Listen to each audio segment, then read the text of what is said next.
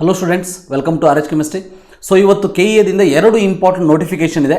So ಮೊದಲನೇದು, ನೀವು KE ವೆಬ್ಸೈಟಿಗೆ ಹೋದ ತಕ್ಷಣ ಇಲ್ಲಿ ಕೆಳಗಡೆ ಬಂದ್ರಿ ಅಂತಂದರೆ ಸೊ ಲೇಟೆಸ್ಟ್ ಅನೌನ್ಸ್ಮೆಂಟ್ ಅಂತ ಇದೆ ನೋಡಿ. ಇದರಲ್ಲಿ ಫಸ್ಟ್ ಒಂದು ಹೇಳಿಬಿಡ್ತೀನಿ. So details of centres to submit the special category certificate ಅಂತ ಏನು ನಿಮ್ಗೆ ಕಾಣಿಸ್ತದೆ. So if you are belongs to this special category ಯಾವುದು, ಸೊ CAPF ಇರ್ಬೋದು, CRPF, CISF, BSF, ITBP, ex-defense, ex-CAPF, defence, NCC, sports, Anglo Indian, scouts and guides. ಇವಿಷ್ಟು ಕ್ಯಾಟಗರಿಗೆ ನೀವೇನಾದರೂ ಸಂಬಂಧಪಟ್ಟವರಾದರೆ so ಇವಿಷ್ಟು ಕೂಡ ಡೇಟ್ಸ್ ಆಫ್ ದ ಸಬ್ಮಿಷನ್. ನಿಮ್ಮ ಒಂದು ಸ್ಪೆಷಲ್ ಕ್ಯಾಟಗರಿ ಸರ್ಟಿಫಿಕೇಟ್ಸ್ ಏನಿದೆ ಅದನ್ನು 10:30 to 5:30 ಒಳಗಡೆ ನೀವು ಇಲ್ಲಿ ಮೇಲ್ಗಡೆ ಕೊಟ್ಟಿರುವಂಥ ಸೆಂಟರ್ಸ್ಗಳಿಗೆ ಇದನ್ನು ಸಬ್ಮಿಟ್ ಮಾಡಬೇಕಾಗ್ತದೆ. ಸೊ ಅವ್ರು ಏನು ಹೇಳಿದಾರೆ ಅಂತಂದರೆ, so candidates can submit the special category certificate in any of the above places as per there convenience. So ನೀವು ಎಲ್ಲೇ ಹತ್ತಿರ ಇರುವಂತಹ ಒಂದು ಈ ಪ್ಲೇಸಿಗೆ ಹೋಗಿ ನೀವು ಅದನ್ನು ಸಬ್ಮಿಟ್ ಮಾಡಬೇಕಾಗ್ತದೆ. ಸೊ ಇದು ಪರ್ಟಿಕ್ಯುಲರ್ ಡೇಟ್ಸ್ಗೆ ಏನು ಕೊಟ್ಟಿದ್ದಾರೆ ಈ ಡೇಟ್ಸ್ಗೆ ಹೋಗಿ ಸಬ್ಮಿಟ್ ಮಾಡಬೇಕಾಗ್ತದೆ, ಅದು ಕೂಡ ಗೊತ್ತಿರಲಿ. ಇಲ್ಲಿ ನೋಡ್ಬೋದು ಬೆಂಗಳೂರು, ಮೈಸೂರು, ಮಂಗಳೂರು, ದಾವಣಗೆರೆ, ಬೆಳಗಾವಿ, ಕಲಬುರಗಿ ಅಂತ ಇದೆ. ಸೊ ಇಲ್ಲಿ ಕೊಟ್ಟಿರುವಂಥ ಅಡ್ರೆಸ್ಗೆ ನೀವು ಹೋಗಬೇಕಾಗ್ತದೆ. ಕರೆಕ್ಟಾಗಿ ಕೇಳಿಸ್ಕೊಳ್ಳಿ, ಎಲ್ಲರೂ ಹೋಗುವಂಥ ಅವಶ್ಯಕತೆ ಇಲ್ಲ. ಇದು ಯಾರಿಗೆ ಅಂತಂದರೆ only for special category certificate. So special category certificate ಅಂದರೆ ಈ ಒಂದು ಇಲ್ಲೇನು ಕಾಣಿಸ್ತಾ ಇದೆ, ಸೊ ಇಲ್ಲಿ ಕಾಣಿಸುವಂತಹ ಸ್ಪೆಷಲ್ ಕ್ಯಾಟಗರಿಯವರು ಮಾತ್ರ ಹೋಗಬೇಕಾಗಿರುವಂಥದ್ದು. ಸೊ ಗೊತ್ತಿರಲಿ, ಇಲ್ಲೇನು ಕಾಣಿಸ್ತಾ ಇದೆ ನಮಗೆ ಇವು ಮಾತ್ರ ಹೋಗಬೇಕಾಗಿರುವಂಥದ್ದು.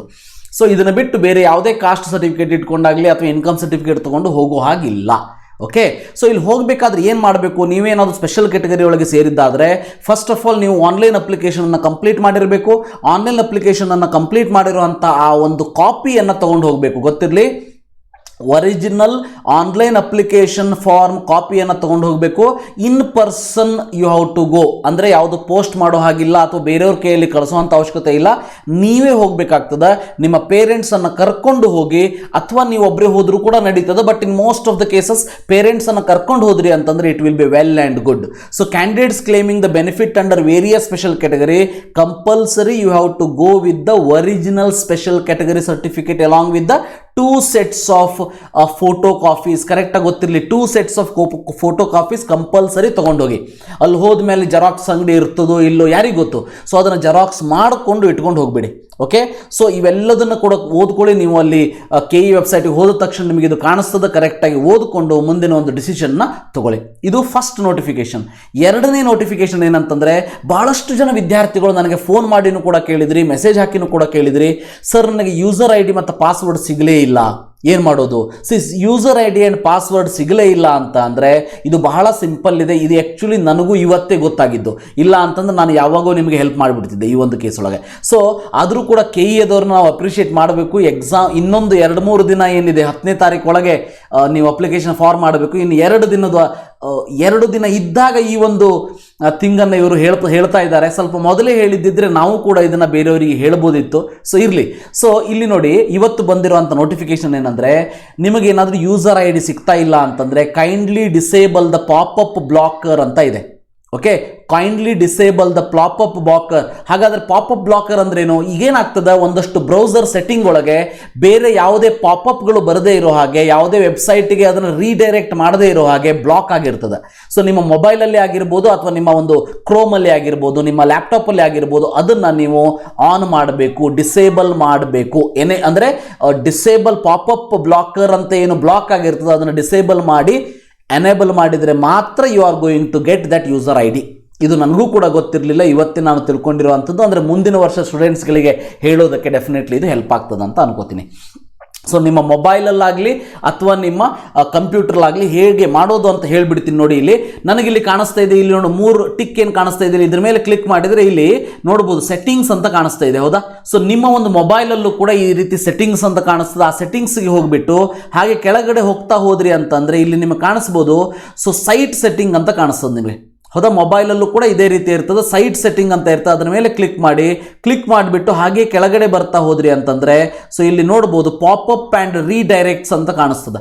ಪಾಪಪ್ಸ್ ಆ್ಯಂಡ್ ರೀಡೈರೆಕ್ಟ್ಸ್ ಮೇಲೆ ಕ್ಲಿಕ್ ಮಾಡಿ, ಅದನ್ನು ಕ್ಲಿಕ್ ಮಾಡಿದ ಮೇಲೆ ಇಲ್ಲಿ ನೋಡಿ sites can send popup and use redirects ಅಂತ ಇದೆ. ಆ್ಯಕ್ಚುಲಿ ನೀವು ಇದನ್ನು ಆನ್ ಮಾಡಿಕೊಂಡ್ರೆ ಮಾತ್ರ ನಿಮಗೆ ಯೂಸರ್ ID ಬರ್ತದೆ. ಕರೆಕ್ಟಾಗಿ ಕೇಳಿಸ್ಕೊಳ್ಳಿ, ಇದು ಆನ್ ಇದ್ದರೆ ನಿಮಗೆ ಯೂಸರ್ ID ಬರ್ತದೆ. ಸೊ ಆಫ್ ಇದ್ದರೆ ಯೂಸರ್ ID ಬರೋದಿಲ್ಲ.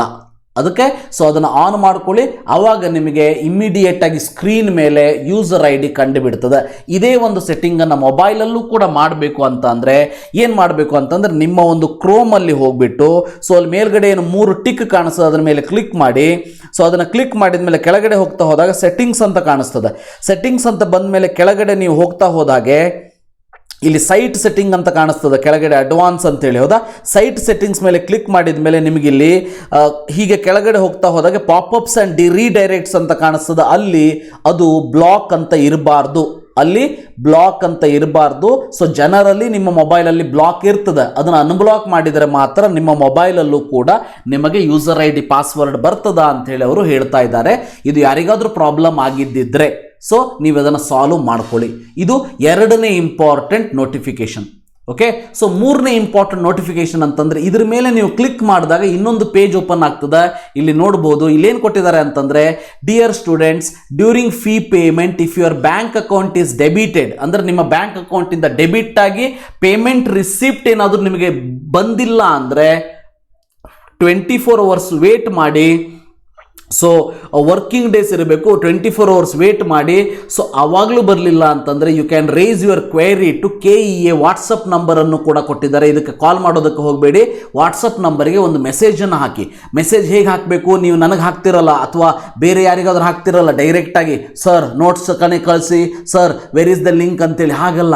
ಸ್ವಲ್ಪ ಕರೆಕ್ಟಾಗಿ so your name, your user ID, password ಹಾಕೋದಕ್ಕೆ ಹೋಗಬೇಡಿ. ಓಕೆ, ಸೊ ನಿಮ್ಮ ನೇಮ್ ಹಾಕಿ, ಅಪ್ಲಿಕೇಶನ್ ನಂಬರ್ ಹಾಕಿ, ಅಪ್ಲಿಕೇಶನ್ ನಂಬರ್ ನಿಮಗೇನು ಜನರೇಟ್ ಆಗಿರ್ತದೆ ಅದನ್ನು ಹಾಕಿ.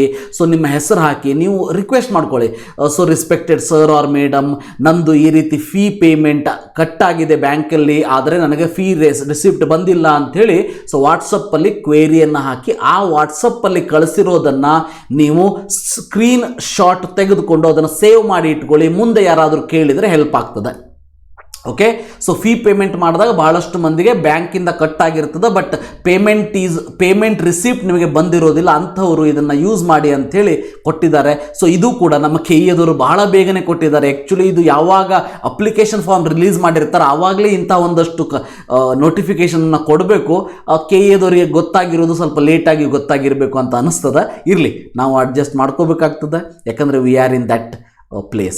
ಓಕೆ, ಅದಾದಮೇಲೆ ಇದನ್ನೇ ಅವರು ಕೊಟ್ಟಿದ್ದಾರೆ, ಯೂಸರ್ ID ನೋಟ್ ಡೌನ್ ಮಾಡ್ಕೊಳ್ಳಿ, ಮತ್ತು popup blocker in your browser setting ಅಂತ ಕೊಟ್ಟಿದ್ದಾರೆ. ಇದನ್ನು ಆಲ್ರೆಡಿ ನಾನು ಎಕ್ಸ್ಪ್ಲೇನನ್ನು ಮಾಡಿದ್ದೀನಿ. ಸೊ ಇವು 3 ಇಂಪಾರ್ಟೆಂಟ್ ನೋಟಿಫಿಕೇಷನ್ ನಿಮ್ಮ ಒಂದು KEAದಿಂದ ಬಂದಿರುವಂಥದ್ದು. ಕರೆಕ್ಟಾಗಿ ಕೇಳಿಸ್ಕೊಳ್ಳಿ. So very important. ನಿಮ್ಮ ಫ್ರೆಂಡ್ಸ್ಗಳು ಕೂಡ ಇದನ್ನು ಶೇರ್ ಮಾಡಿ. ಮುಂದಿನ ವಿಡಿಯೋದಲ್ಲಿ ಮತ್ತೆ ಭೇಟಿ ಆಗೋಣಂತೆ. Thank you. Have a nice day.